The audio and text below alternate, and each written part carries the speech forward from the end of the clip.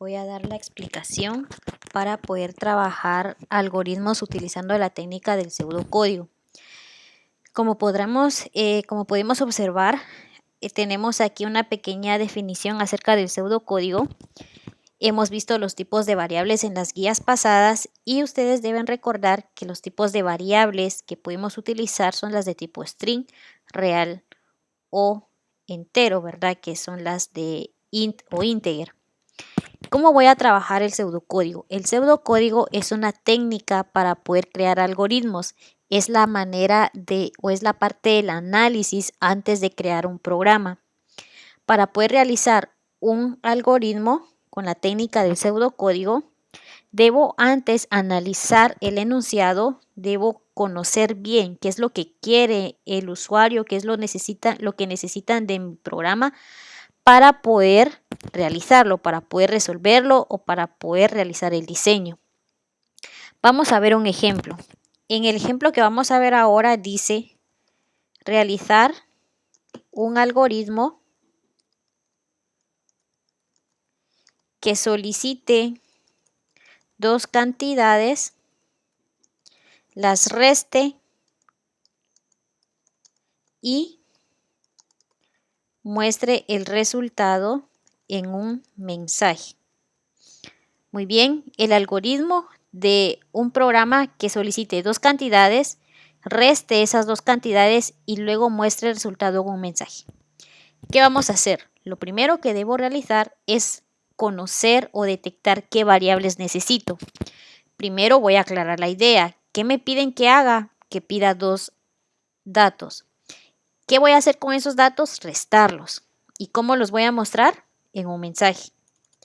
Debo tomar en cuenta que el proceso o las fases que lleva un algoritmo son la entrada, el proceso y salida. Si yo tomo en cuenta esas tres fases, si yo las aplico siempre en mis algoritmos, vamos a tener por seguro que lo que vaya a realizar va a estar correcto. Entonces, voy a revisar mi enunciado. El enunciado es este y dice que que voy a solicitar dos cantidades. Entonces, voy a empezar siempre con la palabra inicio. Y ahora voy a escribir variables. ¿Qué variables necesito y de qué tipo? ¿Qué tipo de datos serán? Necesito dos variables para almacenar dos cantidades. El nombre que le voy a asignar a las variables yo las decido, no hay una regla para esto, pero se sugiere que el nombre de la variable tenga relación con el dato que va a recibir. Por ejemplo, si usted sabe que va a recibir dos números, no le va a colocar como de nombre a la variable manzana, porque no tiene ninguna relación. Las variables nos deben hacer comprender qué información van a almacenar. Entonces, en mi caso voy a declarar mis variables como tipo int o integer, ¿verdad? Que van a ser variables enteras, o bien las podría declarar como real, porque son cantidades enteras con decimales. Ahora lo que sigue es nombrar mis variables. Imaginémonos que una variable es como una cajita y en esa cajita estarán almacenados diferentes valores. Solo que en este caso las cajitas serán unas palabras o letras también. Voy a declarar las variables como num1, num2. Y luego voy a colocar una variable que se llame resta. En resta voy a guardar el resultado de la resta del num1 menos num2. Algo que deben tomar en cuenta, no es correcto que yo declare una variable compuesta por dos palabras o letras separadas, como en este caso, que tengo num espacio 1. Eso al momento de pasarlo a un lenguaje de programación estará mal, me va a dar un error y nunca me va a compilar el programa. Si ustedes desean colocar una variable compuesta por dos palabras, deben unirlas con un guión bajo como está de esta manera. En mi caso no voy a colocar ningún guión, lo voy a dejar así. El siguiente paso luego de declarar mis variables es continuar en la parte de la entrada. Ahorita estoy avanzando en la fase de la entrada. ¿Qué va en la entrada? Van a ingresar los valores. Aquí no me interesa conocer las cantidades, me interesa únicamente trabajar con variables. ¿Cuánto va a valer num1? ¿Cuánto va a valer num2? Eso no me interesa. Me interesa que funcione el programa. Porque cada vez que un usuario diferente utilice el programa, los datos que van a ingresar siempre serán diferentes. Vamos entonces y voy a utilizar la palabra mostrar. En la palabra mostrar, seguido de punto y coma, voy a colocar un mensaje que el usuario va a leer. En este caso, el mensaje que voy a colocar es: hola,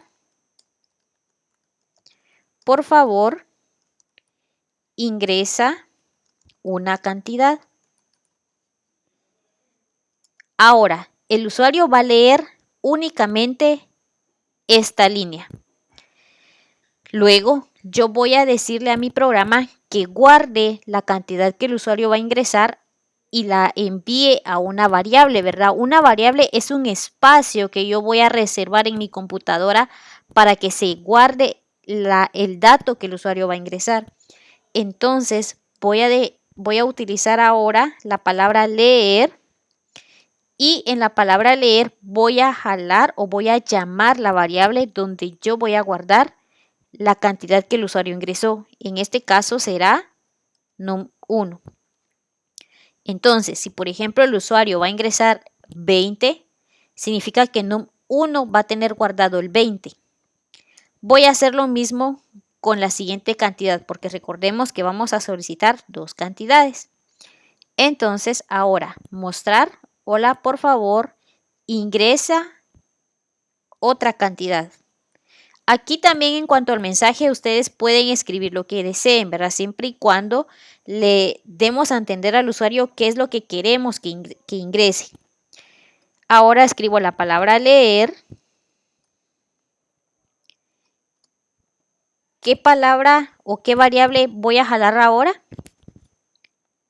Si usted dijo que ahora voy a ingresar la variable num2, está en lo correcto. Num2. Entonces ya solicité dos cantidades y el dato que el usuario ingresó ya lo envié a la variable correspondiente. En este caso declaré dos variables, num1, num2. Y usted se preguntará, ¿para qué vamos a usar la variable resta? Ahora vamos a ver dónde la vamos a utilizar. Ya terminé entonces la parte de la entrada y ahora voy entrando al proceso. En el proceso, en este caso, será una operación matemática. Quiero recordarles que no siempre será una operación matemática, en algunos casos pueden haber operaciones lógicas, pero todo lo estaremos viendo conforme avancemos en el curso. Vamos ahora con el proceso. En el proceso, según el enunciado, dice que esas dos cantidades debo restarlas. Entonces, voy a escribir la palabra hacer. En la palabra hacer, yo le estoy diciendo a mi análisis o a mi algoritmo, le estoy diciendo que voy a hacer un proceso. Les repito, puede ser matemático o lógico. En este caso será matemático. Y voy a crear una función. Les recuerdo también, jóvenes, que para el curso de programación es necesario que ustedes sepan matemáticas. Si a usted le cuesta matemáticas, debe practicar porque en programación vamos a aplicar mucho las matemáticas y la lógica. Entonces voy a continuar. Dice hacer. ¿Qué voy a hacer? Una resta. ¿Y qué voy a restar? Dos variables. ¿Y esas variables dónde las voy a guardar? Ese resultado, ¿dónde lo voy a guardar? Lo voy a guardar en la variable resta, que fue la que acabo de declarar también. Y voy a crear una función. Esta es una función matemática. Entonces mi función dirá que resta es igual a num1 más num2. Y ahí ya tengo la función hecha.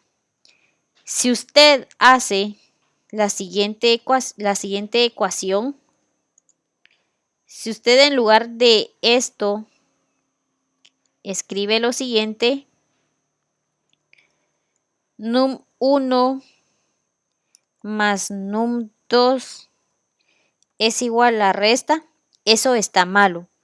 Es cierto que en matemáticas se dice que el orden de los factores no altera el producto, pero en el caso de programación sí va a alterar el producto. ¿Por qué? Porque una computadora no va a reconocer esto como una ecuación, entonces le va a dar error. Lo correcto es que el orden sea de esta manera. Resta igual num1 más num2. Vamos pasando entonces el proceso porque en este caso es lo único que nos solicitaron y luego dice que muestre el resultado con un mensaje. Bueno, entonces ahora para mostrarle un mensaje al usuario voy a utilizar siempre la palabra mostrar.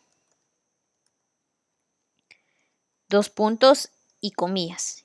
Y voy a decir, el resultado de la resta es dos puntos. Fuera de las comillas coloco una coma y ahora muestro la variable. En este caso la variable es resta. Si ustedes se dan cuenta, aquí no estoy usando ningún valor. Únicamente estoy trabajando con variables. ¿Qué dijimos que es una variable? Es una palabra o una letra que va a guardar un valor. ¿Qué valor será? No lo sabemos. Cada vez que el usuario utilice el programa, los valores van a estar cambiando. Por ejemplo, en este caso, en num1 ingresaron 20, en num2 pudieron haber ingresado 5, entonces resta ¿cuánto vale? 15.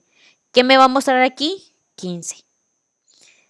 Luego de eso, finalizamos con la palabra fin. Este es el algoritmo, utilizando la técnica del pseudocódigo. Escribo la palabra fin y ya creé entonces mi algoritmo utilizando pseudocódigo. Si yo llego a probar este programa en una computadora o en un lenguaje de programación, el usuario verá esto. Hola, por favor ingresa una cantidad. Bueno, vamos a ingresar 30.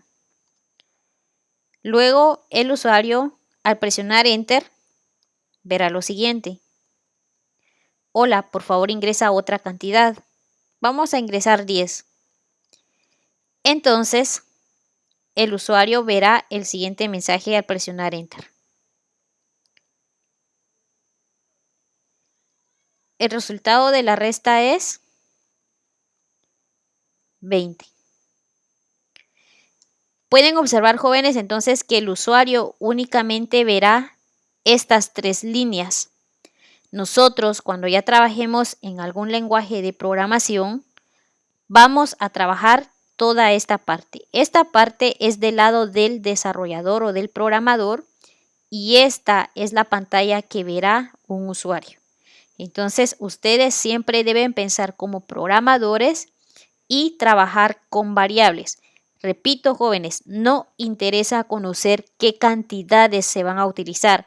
Únicamente interesa conocer qué variables y cómo voy a resolver y mostrar el resultado que me están pidiendo en el algoritmo o en el enunciado. ¿Qué van a hacer entonces en el ejercicio?